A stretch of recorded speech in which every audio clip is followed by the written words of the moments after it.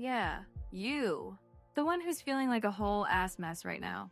The one who's got dishes in the sink, texts you haven't answered, and a mood that's somewhere between meh and meltdown. This one's for you. Because, listen, even your hot mess moments are worthy of love. You don't need to be glowing, achieving, or doing #morning routine magic to deserve kindness today. Let's breathe. Let's reset. Let's talk. How to love yourself on the days you feel like crap. Part 1. You're not broken.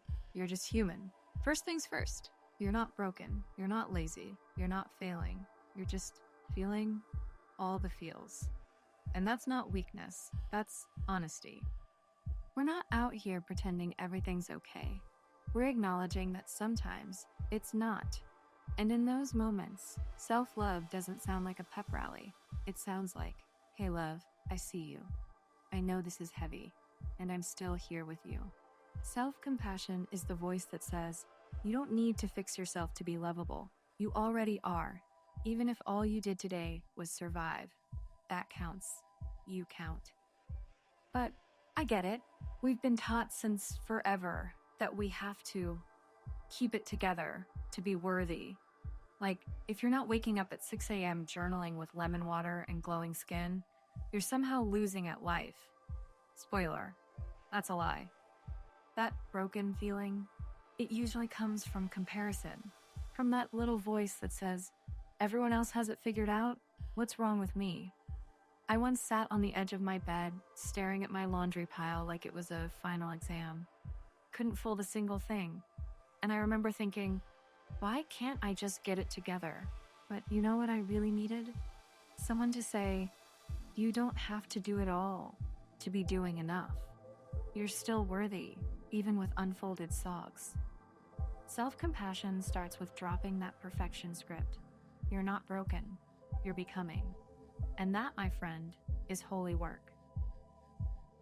Part 2. Shift the self-talk. Now let's talk self-talk. Because, our inner critic is a spicy one, and they just love a bad day. You know the one? Why are you like this? Get it together already. She's doing more. Why can't you? That voice, not the vibe, but we can train it.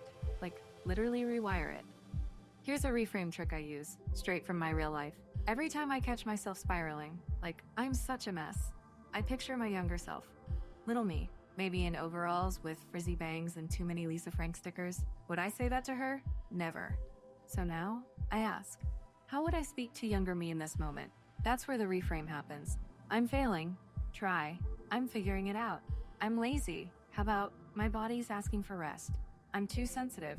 Let's shift that to, I feel deeply. That's a strength. And what about when our inner critic gets extra spicy and shows up like clockwork when you're struggling? Let's reframe that mess real quick. I'm so behind. Why not try? I'm moving at my own pace. Resting is not failing. I look like crap.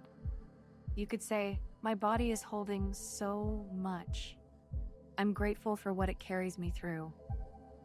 Why can't I get it together? How about, I'm doing my best with what I have today.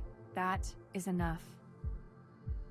You can literally write these down, put them on sticky notes, repeat them out loud when you're brushing your teeth like a slightly disheveled hype queen. It doesn't have to be perfect. It just has to be practice. You don't need to fake good vibes. You just need to talk to yourself like you would a best friend. Gentle, honest, loving. And if your best friend showed up in tears and sweats, would you shame them? Hell no. You'd pass them snacks, hand them a cozy blanket, and say, you're safe here. You're still magic. We'll get through this. So do the same for you. Part 3. You're allowed to be a work in progress. Let me say this louder for the soul in the back. You are allowed to be a work in progress and still be worthy of love. Even when you're messy. Even when you're moody. Even when you cancel plans, cry in the car, or need to sleep instead of slay. You're not here to be perfect. You're here to be real. And being real means showing up for yourself on the days when nothing feels cute or Instagrammable. And here's the real tea. Authenticity is messy, vulnerability is brave, and growth, it often looks more like crying in your car at lunch than doing yoga on a mountain. Mindfulness isn't about peace and quiet, it's about paying attention with kindness. So if your heart is heavy today, hold it. If your mind is racing, meet it with breath.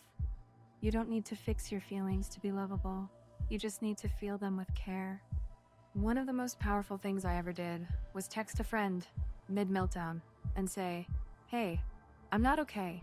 I just need to say it out loud." And her response wasn't advice. It wasn't a fix. She said, "Thanks for trusting me with that." And I swear that cracked something open in me. Because being seen in your mess and still feeling loved, that's where true self-love is born. You don't have to perform your strength. You can cry and still be courageous. You can take a break and still be brilliant. You can be soft and still be an effing storm. Dialectics, baby. But we'll get to that another time.